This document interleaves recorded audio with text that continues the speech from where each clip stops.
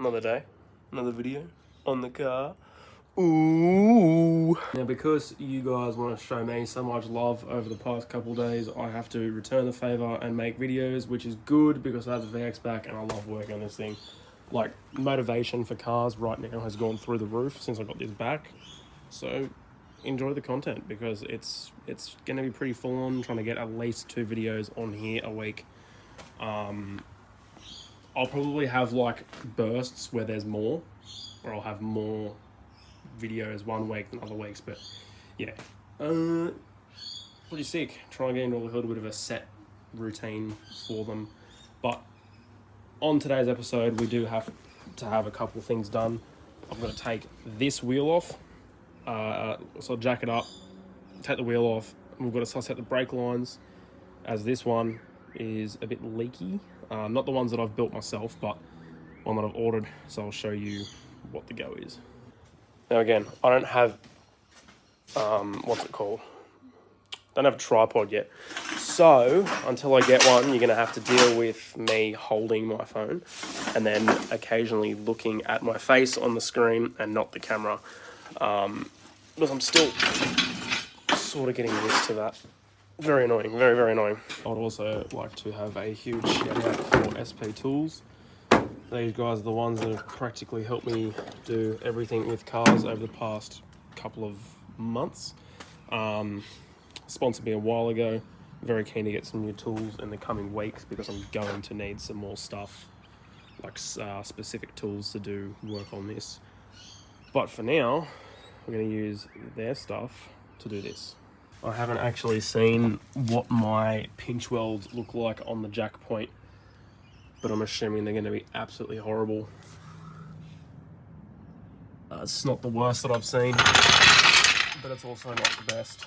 I don't have a jack stand, so I know that's very unsafe, but I won't be getting under the car. I will put chocks on these back wheels because I don't know how good the brakes are going to be. So just get it jacked up a little tiny bit, not all the way, because obviously you still want to crack the lug nuts loose. And I reckon, no, that's the metric side, so that's going to be 19. Oh, 21, no way, way off. There we go.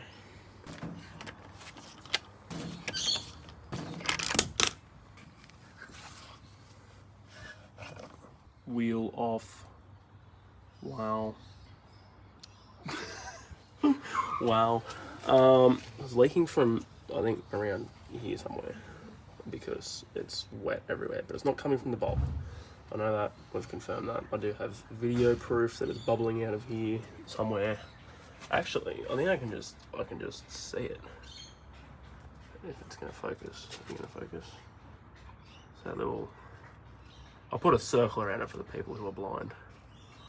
This is also my brake line setup. It's obviously different than stock because I can't show you the bay, but shaved bay, so instead of going through where that hole was, it now goes through there and then runs right up along the firewall.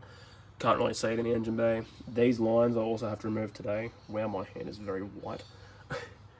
I'll remove all of this because you can see the tyre is scrubbing there and it's bent the brake line there, and that's not good at all.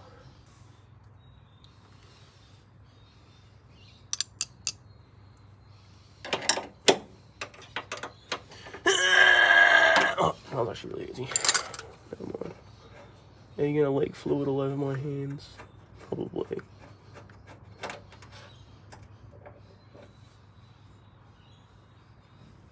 Well. So to make my life easier, instead of unbolting this, because technically I have to send that back with it because it's part of like the whole line that I purchased, but I can just undo this little retaining clip thingy-bob, and then that should, oh beautiful, look at that. It's like a little squiggly worm. Crack the actual brake, well, the actual brake line. Why was that so tight for?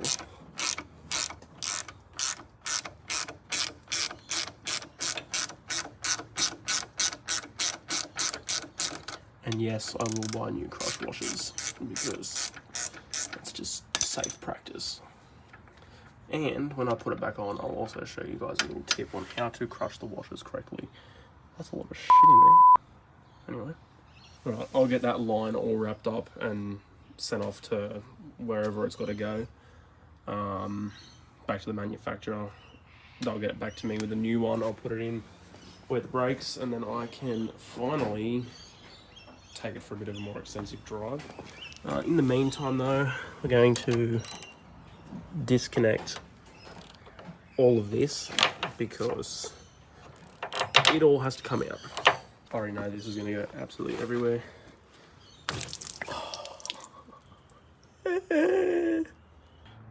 This is not the correct way to remove it. I'm going to have to.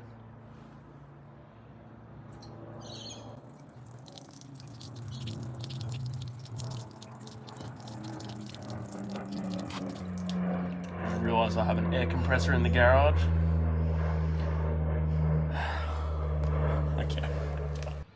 Now that I have this set up, I can actually do it properly instead of getting coolant in my mouth because it doesn't taste very nice. Fun fact, that's not the first one that I've tasted coolant, so I should know.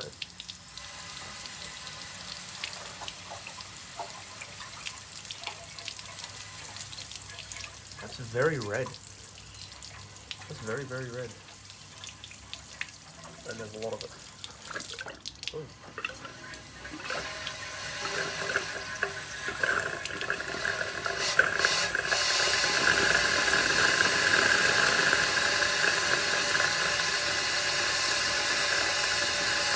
Oh, why is it creamy? Ew! Bad.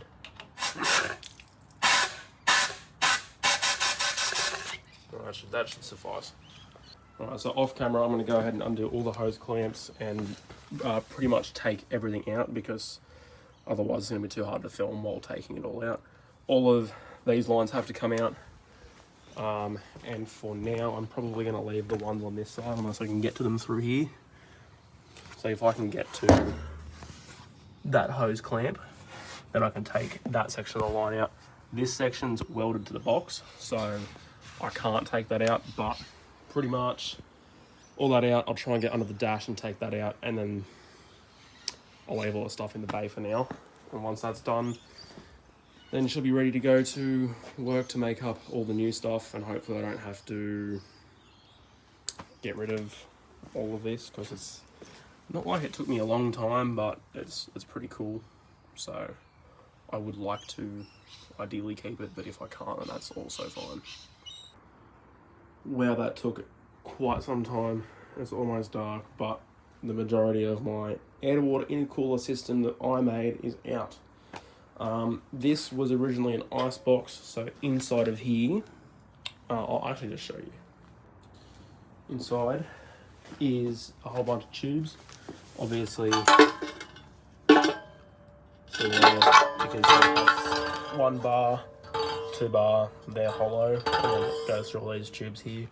Obviously I did have like a little pinhole leak because there's coolant that has formed in there. That's not much though.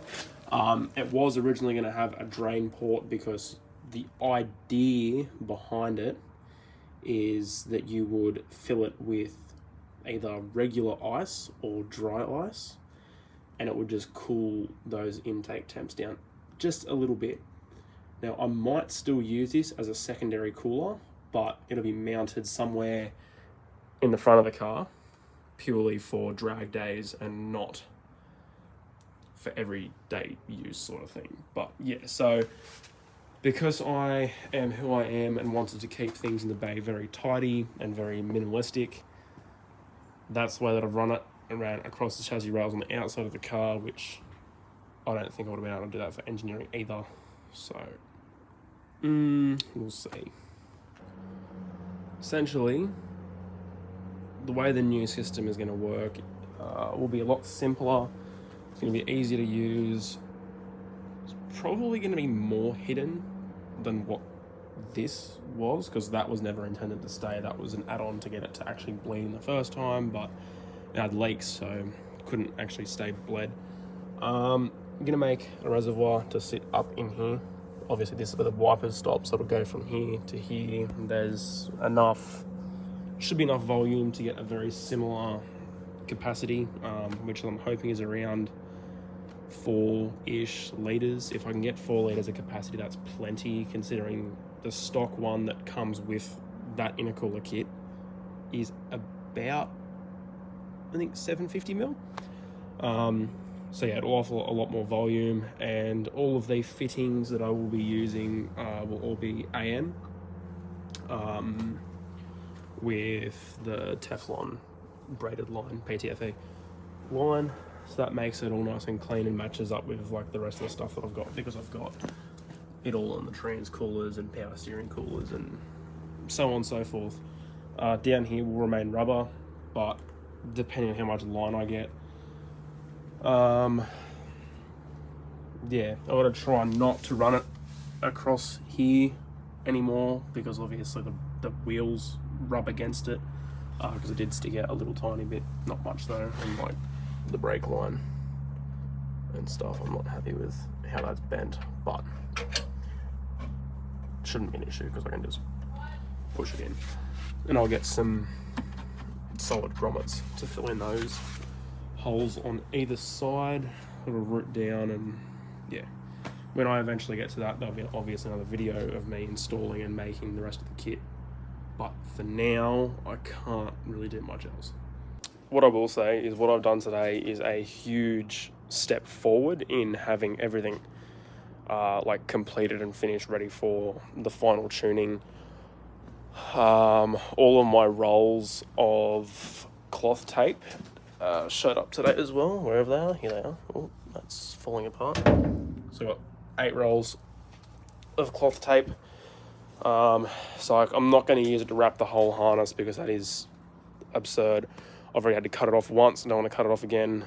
So I've got all the braided sheathing to go over the harness, and then I'll wrap up the ends with just the cloth tape and like all the smaller singular wires and whatnot.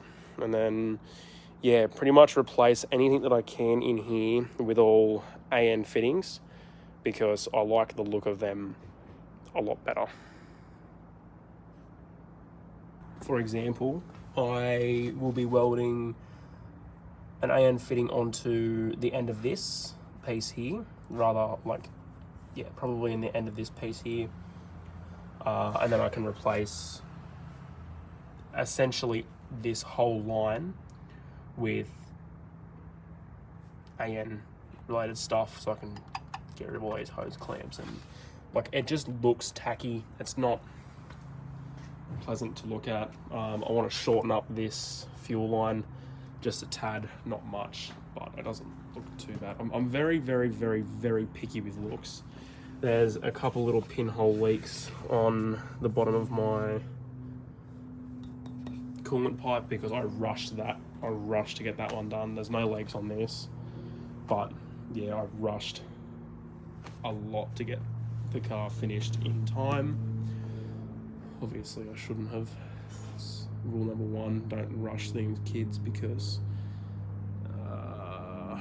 yeah, stuff happens. And with that, another video ticks itself off the list, and I will see everyone in the next one.